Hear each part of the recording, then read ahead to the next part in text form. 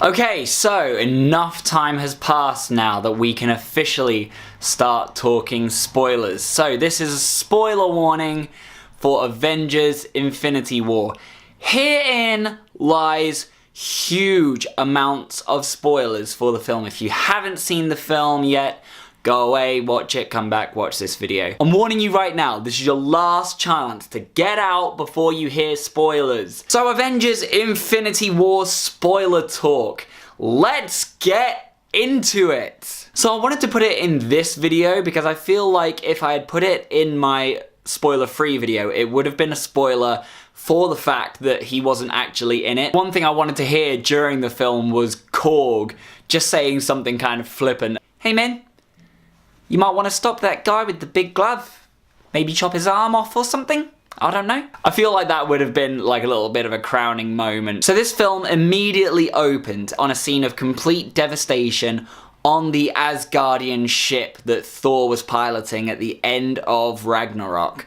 And there are so many people dead on there that I just have to assume that Korg is one of them. And right at the start, there is just devastation in the wake of Thanos while he is searching for these Infinity Stones. And right at the start, it's a big deal because Thor and Loki and Heimdall are all finding themselves in the worst positions that they possibly can. It doesn't open with the fact that he is now fighting them. It actually opens on the fact that he has gone onto the ship and slaughtered everyone. That Thor is like on the ground, defeated, and there's kind of a certain amount of helplessness.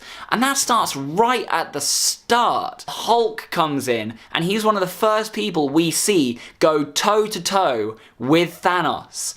And he just loses so dramatically in this fight. Not even the strongest characters we know are physically capable of stopping Thanos alone. You kind of just straight away go, okay, this is what the 10 years have been building towards.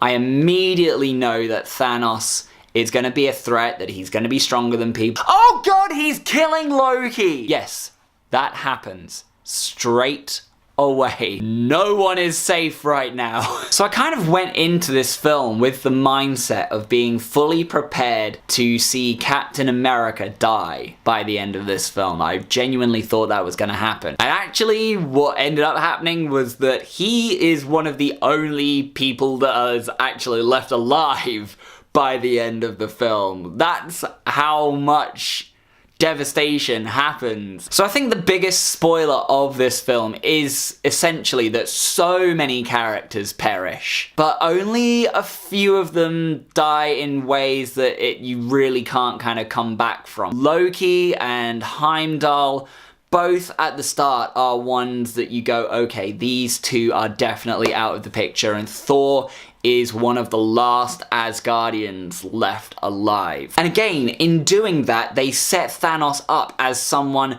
who is so capable of just offing people that it drives the rest of the film, and it drives Thor's storyline forward on his quest for revenge and to find a weapon that can take on Thanos. Now, at one point, Thanos is on a quest for the Soul Stone, and up until this point, we have no idea really where the Soul Stone is, but it is revealed that Gamora knows where the Soul Stone is, and she's one of the only people that does know. But because he knows that she knows where it is, he makes her take him to where it is. We find out that the Red Skull is the person...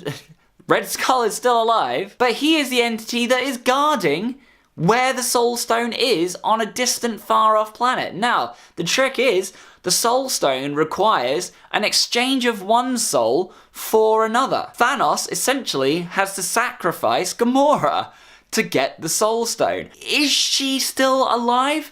I have no idea. It's kind of shown quite heavily that he had to sacrifice her as his daughter, and that was the biggest sacrifice that he had to make, and that was great because it showed an element of emotion for Thanos that I didn't think we were going to see in this film. So it definitely seems like Gamora might be a definite death, But that would also leave a very unusual status quo for the next Guardians film, unless they go down the route of having the original Guardians of the Galaxy back from rejoining each other as they did in the post-credits sequence. So as I said in my spoiler-free review, everyone gets a great amount of screen time in this film, and Iron Man, Spider-Man, Doctor Strange, and some of the Guardians, they're all together on Titan, and then Thor and Rocket and Groot are all on a quest to find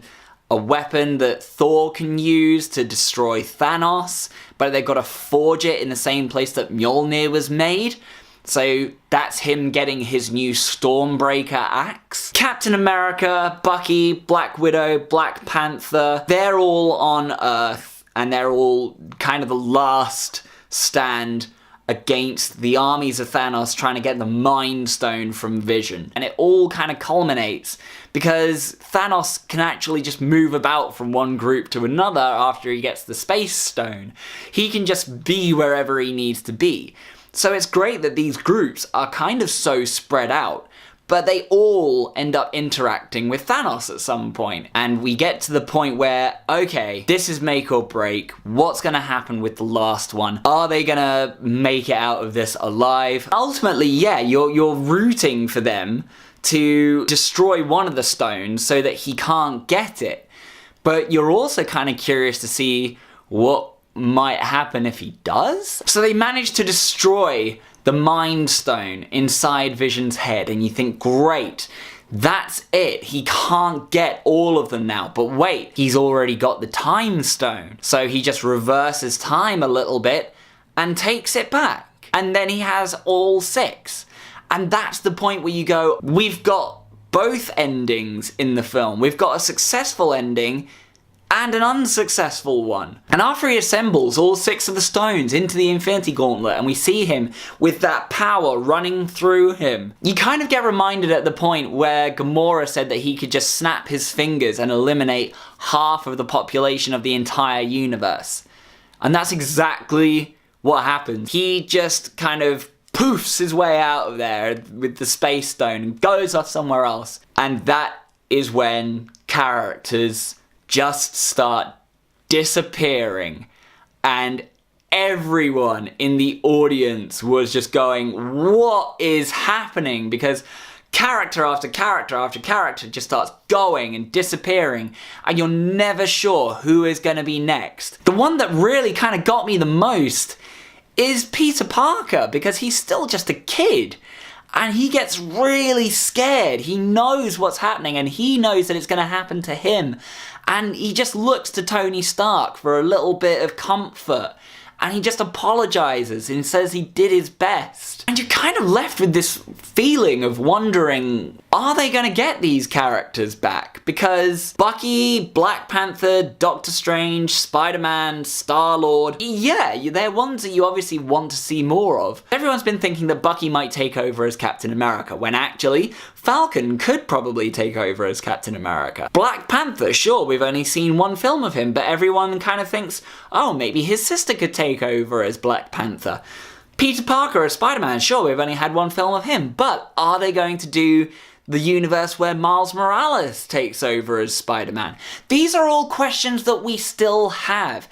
Are they going to find a way to reverse it? Or is this going to be the new status quo? Cue fan theories in their thousands on the internet. And I do liken it a little bit to Empire Strikes Back in a sense, because you are left with that feeling that the good guys that we've been rooting for didn't get to win this time. And yes, there is a post-credit sequence. It's right at the very, very end, so you do have to be prepared to wait quite a while for it, but it does clue us in a little bit to Captain Marvel. So obviously Captain Marvel has a film next year, and I think she's going to come in at some point and maybe help re-establish the old status quo and bring back certain characters somehow, but we just don't know how yet, and that is the question. So Avengers Infinity War spoiler talk. What were the biggest spoilers of the film for you? What do you want to see happen in the future of the Marvel Cinematic Universe? And was there any spoilers that I kind of missed talking about that you want to see talked about even further? If there are even more, I might come back and do a follow-up one after another viewing. And I'll have to do an Easter egg video after that as well. So I've definitely got my work cut out for me. But either way, all comments are welcome in the comments section below. Let's talk nerdy. As always, if you've enjoyed what you've seen here and you want to see more, click right here for some more funky, fresh videos from yours truly, and don't forget to hit subscribe while you're at it. And until that point, fun isn't something one considers when balancing the universe. But this does put a smile on my face.